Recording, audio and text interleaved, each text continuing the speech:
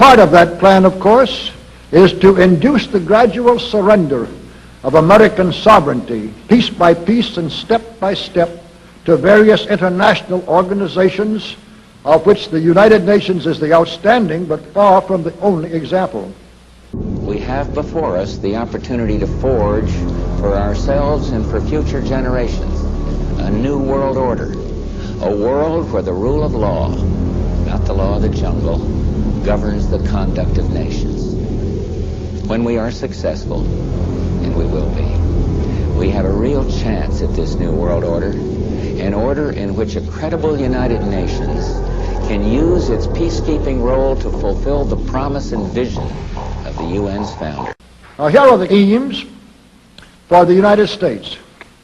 1, greatly expanded government spending for every conceivable means of getting rid of ever larger sums of American money as wastefully as possible. 2, higher and then much higher taxes. 3, an increasingly unbalanced budget despite the higher taxes. 4, wild inflation of our currency. 5, government controls of prices, wages, and materials, supposedly to combat inflation. 6, greatly increased socialistic controls over every operation of our economy and every activity of our daily lives. This is to be accompanied naturally and automatically by a correspondingly huge increase in the size of our bureaucracy and in both the cost and reach of our domestic government. 7, far more centralization of power in Washington and the practical elimination of our state lines. There is a many-faceted drive at work to have our state lines eventually mean no more within the nation than our county lines do now within the states. 8, the steady advance of federal aid to and control over our educational system, leading to complete federalization of our public education. 9, a constant hammering into the American consciousness of the horror of modern warfare, the beauties and the absolute necessity of peace, peace always on communist terms, of course.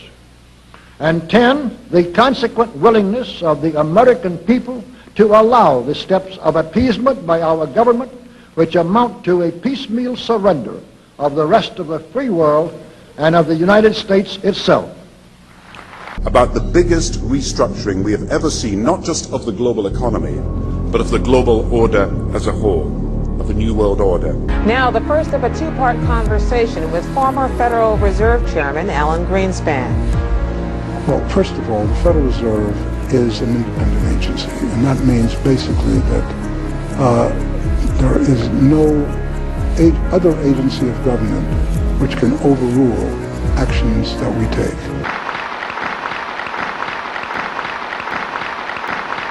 So brush the insider's dust out of your eyes, my friends, and the communist soap suds out of your brain, and ask yourselves in all honesty, what on earth is wrong with the United States simply minding its own business?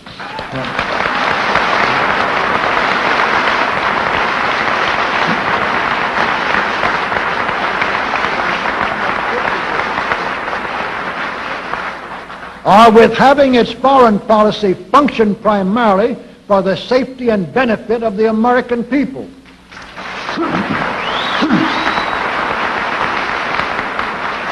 Which is exactly what we had done for the first 140 years of our existence as a nation, to the incredible advantage of ourselves and everybody else.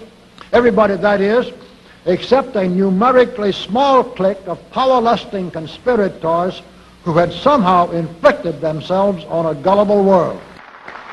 While we turn to a very brief summarization of what we hope the John Birch Society will help and even sometimes lead the American people to accomplish during the next 15 years.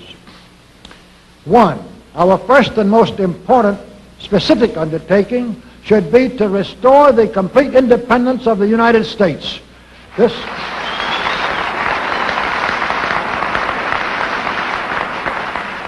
This includes our resolution to get us out of the United Nations and get the United Nations out of the United States.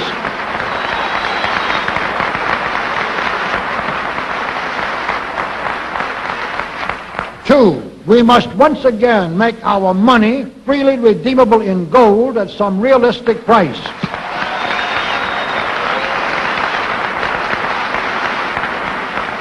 And we must take all practicable legislative steps to prevent a recurrence of the enormous thievery and other subversive crimes that have been perpetrated on the American people through a contrived inflation by every president from Franklin Roosevelt through Richard Nixon.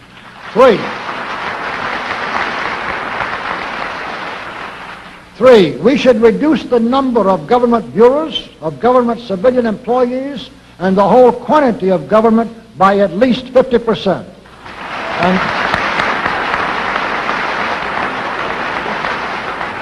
And we should achieve at least this much reduction in proper fashion through gradually convincing a majority of the American people of the wisdom of such a course.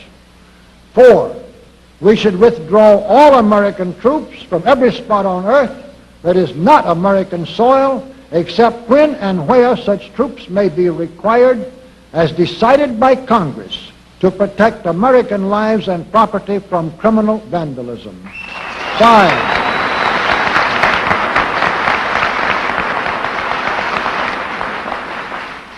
Five, we should get government out of the areas and functions and activities where government does not belong.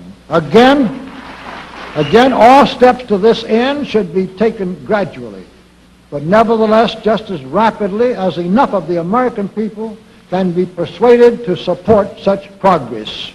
Any such achievement will require a truly massive educational force, but that's exactly what we hope to build during the next 15 years.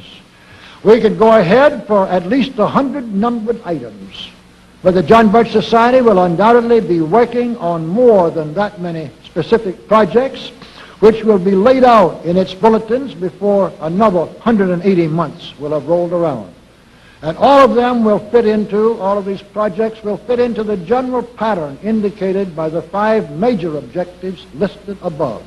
So let's really wind up this marathon monologue with one final thought. None of us can guarantee anything about what the future will bring.